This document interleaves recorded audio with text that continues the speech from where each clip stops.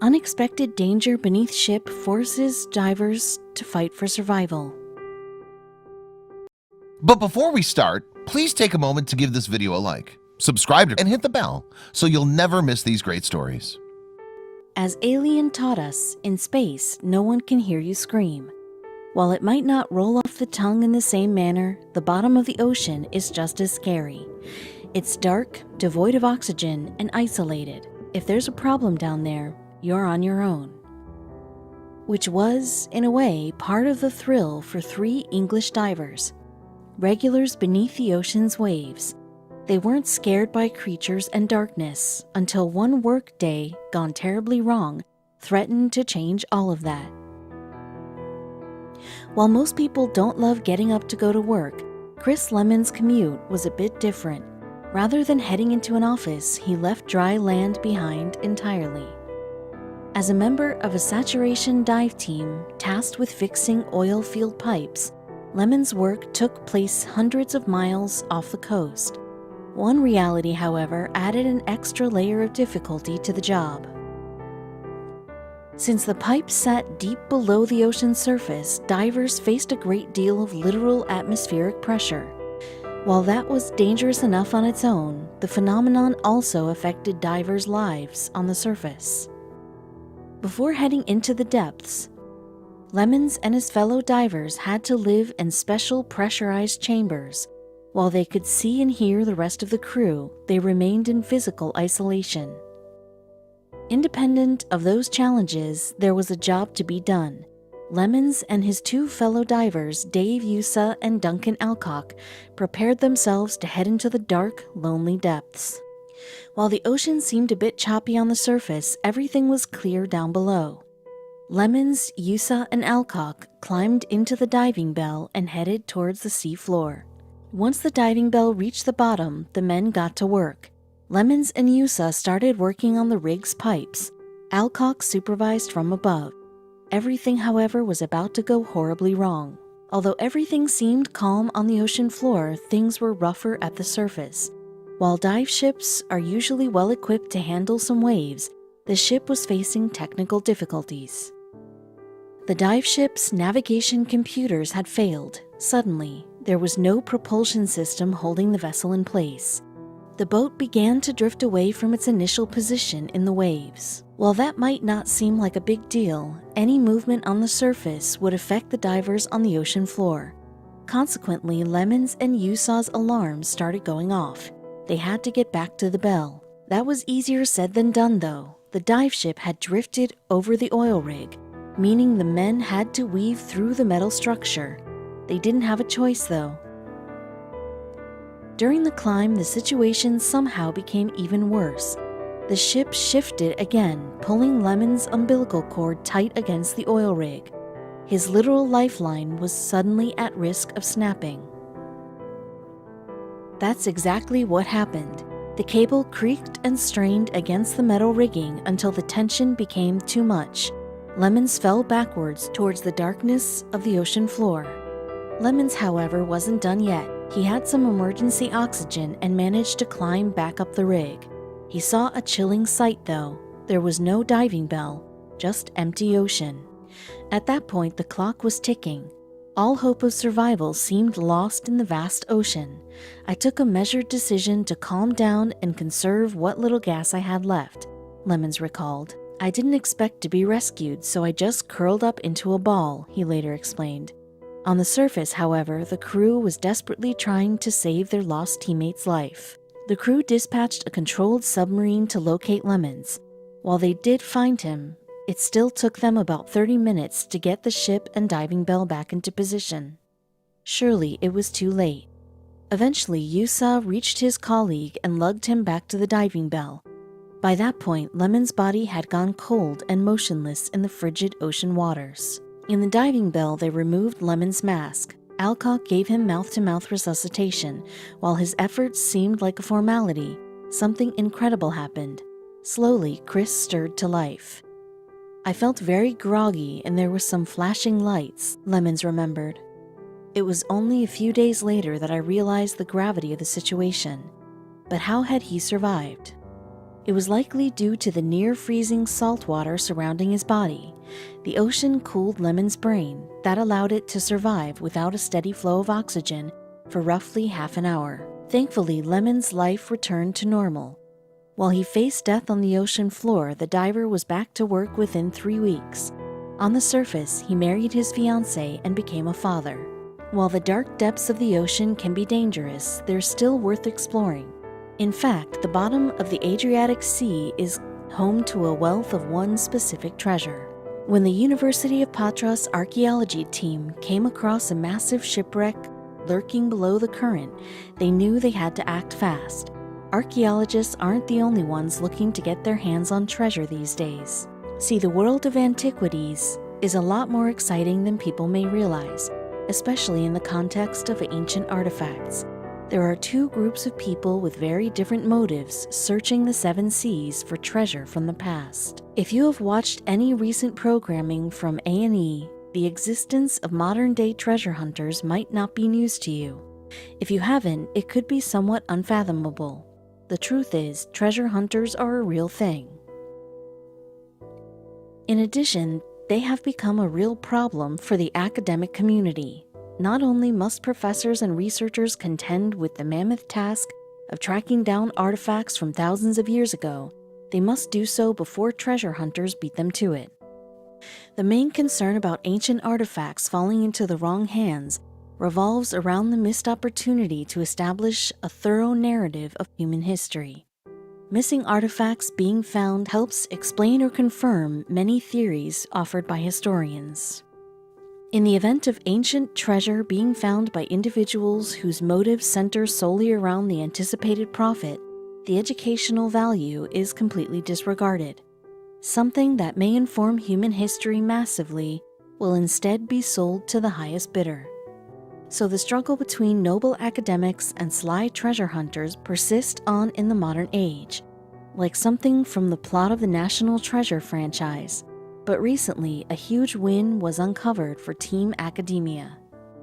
Dr. George Ferentinos from the University of Patras in Patras, Greece, is at the center of one of the most prolific ancient discoveries ever made. In order to uncover the archaic, Ferentinos and his team had to explore below the surface level. The surface of the Adriatic Sea, in this case. Although the image of derelict shipwrecks covering the bottom of the sea seems odd, it's not entirely uncommon to find them. Underwater sonar is used by teams such as the one led by Dr. Ferentinos. This powerful tool allows treasure hunters and researchers alike to locate potentially revolutionary and quite valuable objects that have been sitting on the ocean floor for thousands of years. Whether they are seen as treasure or artifacts depends on who locates them first. The University of Patras team was searching with their sonar equipment when they came across one of the most impressive sights imaginable, a massive shipwreck, which was later dated back to somewhere between the 1st century BC and the 1st century AD. It would have almost been enough to find the remains of a ship captained around the time of Christ, but they got yet another shock when the team took a closer look at the ship, measuring over 100 feet long. A massive cargo load was still present in the hold and spilling onto the surrounding sea floor. It mostly consisted of thousands of amphorae. The amphorae is a common container used by Greeks and Romans. Normally, it's utilized for one specific substance. Whether you're watching The Bachelor in 2020 or attending the Feast of Emperor in the 1st century, there is one thing you've got to have: wine. The type of amphora discovered at this particular scene is known for transporting wine. Dr. Ferentinos is still sampling the chemical makeup of what is in the sealed and preserved jars, but the chances that it is over 1,000 jugs of ancient wine is likely. However, you may want to think twice before strapping on your scuba gear. The team is still processing the ancient wreck and may or may not resurrect it from the watery grave it has been preserved in for so long. There's concern over damaging the artifacts, as well as worry they might be raided by treasure hunters if they remain. Either way, the implications of this finding are monumental. Researchers say it confirms nearby Fiscardo as an important stop on an ancient Mediterranean trade route.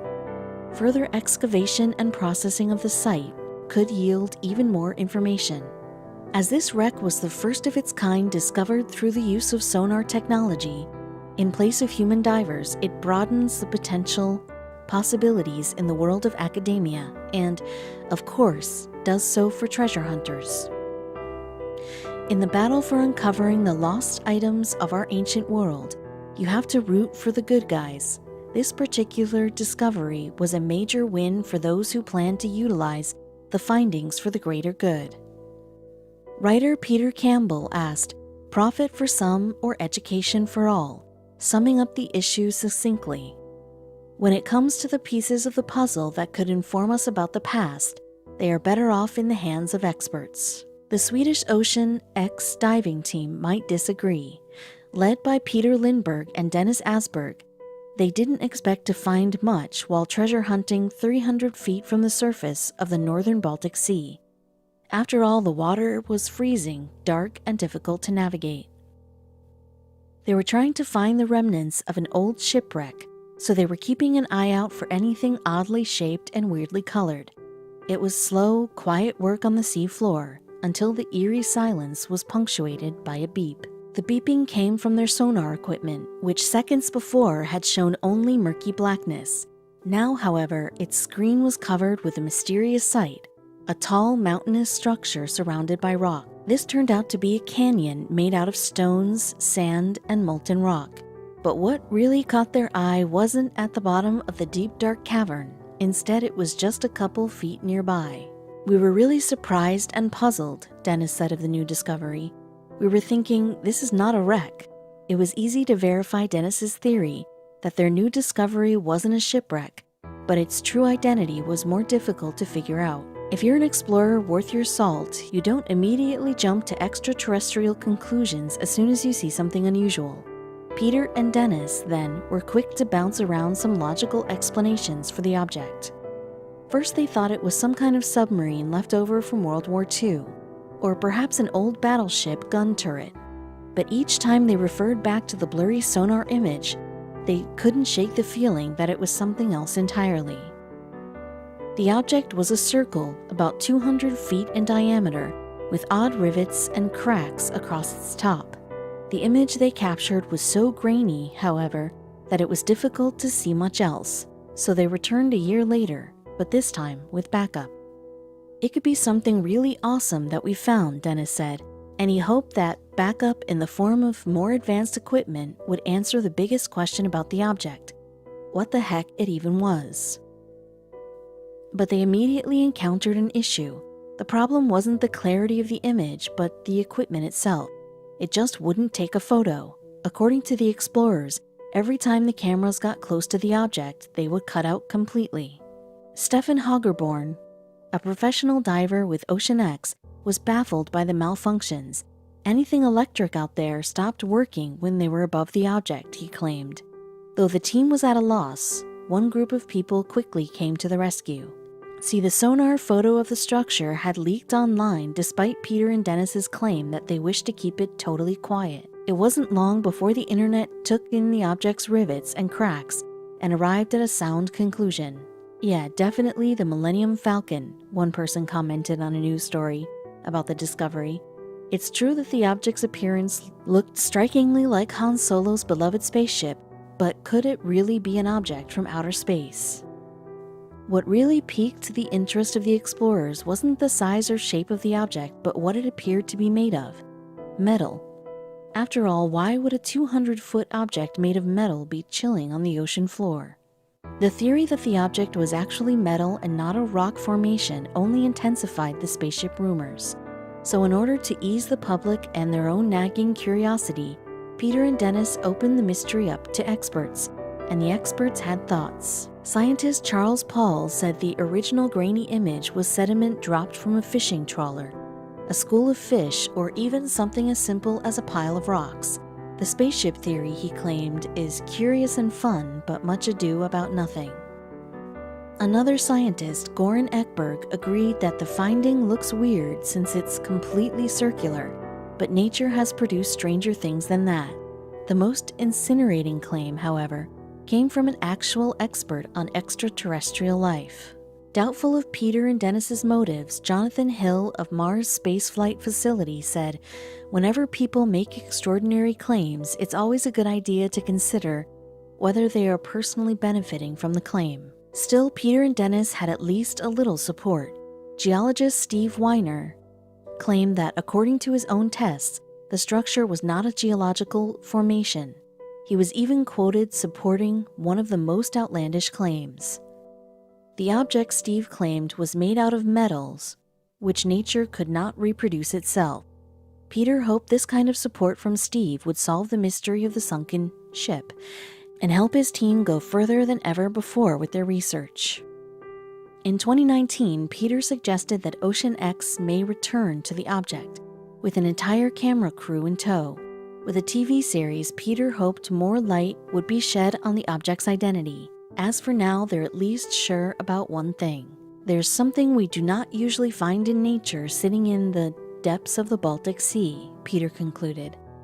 Whether or not this is true is still anyone's guess, but as any good explorer knows, the mystery is the best part of the expedition. If they want to preserve their find, they'll need to work quickly. The Baltic Sea is a hotspot for explorers. Swedish archaeologist Jim Hansen from the Stockholm Maritime Museum, for instance, received an unexpected phone call from workers who found something rare in the waters. A construction crew had halted their renovation of a quarry in Stockholm when they came across a big surprise in the dirt. Like the Ocean X team, none of them could at first identify the mystery object, but it looked to be made of wood, very old wood. Doubling Jim's interest was the location of the quarry. It was on Skeppsholmen Island, smack dab between Center City, Stockholm, and the Baltic Sea. If you were to visit the island today, you would mostly come across charming tourist attractions, but that hasn't always been the case. Historically, Skeppsholmen served as a prime military location for Sweden. It acted as a waypoint where officials could send out troops and supplies, as well as a line of defense against any powers attempting to invade Stockholm. In other words, it was rich with military history. Jim and some of his colleagues ran over to inspect the construction site. As they surveyed the wooden beams lying deep beneath the ground, Jim was immensely grateful the workers hadn't interfered anymore with the object. He had a feeling this was something big. In fact, Jim theorized the Skeppsholmen dig might connect to one of his recent findings. A few months earlier, he mounted an extensive underwater expedition in southern Sweden. This was no recreational dive. On the dive, he and his team were the first humans in hundreds of years to set their eyes on the Bleking. The Swedes built this mighty ship in the late 1600s, while at war with Russia and Denmark. So what did this have to do with Stockholm? As Jim unearthed more of the wooden artifact, he confirmed his suspicions. They were looking at a ship, perhaps one of the most important vessels in the history of Sweden. However, Jim knew he couldn't get ahead of himself. To determine the exact identity of the mystery vessel, Jim and the other scientists got down and dirty in the pit. Specific details within the ruins would tell them everything they needed to know. Jim turned his attention to some of the best preserved timbers. You could actually see the axe marks where the shipwrights cut and fit together the wood beams. That wasn't all that caught Jim's eye either. By taking just a small sample of wood, small enough to not damage the overall vessel, they could figure out what time period the ship was from. Jim shipped the fragment off to the lab for radiocarbon dating.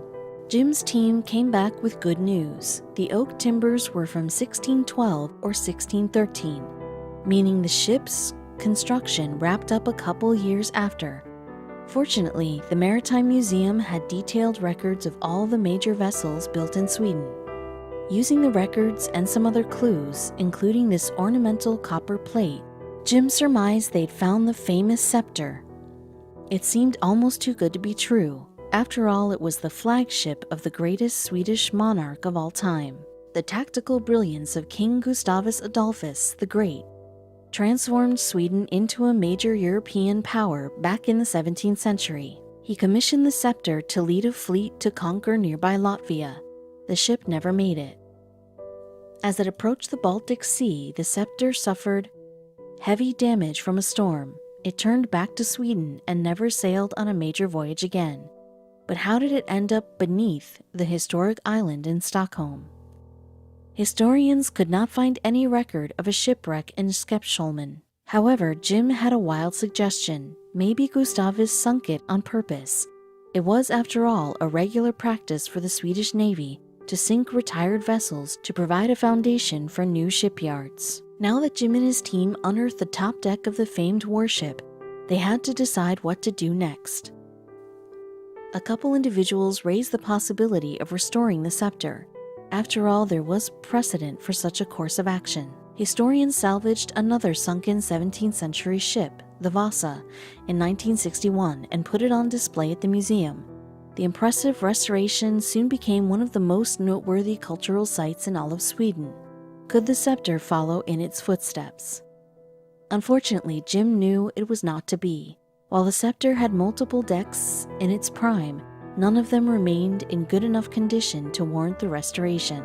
The project would simply cost too much for too little reward. Nevertheless, Jim and his colleagues chalked up their discovery as a major victory. He explained it's a really important find because the ship is from the generation before Vasa, so we can see the technical building methods that were used, and it can help us understand what went wrong with the Vasa as well. In other words, the knowledge attached to an artifact is always more important than the object itself.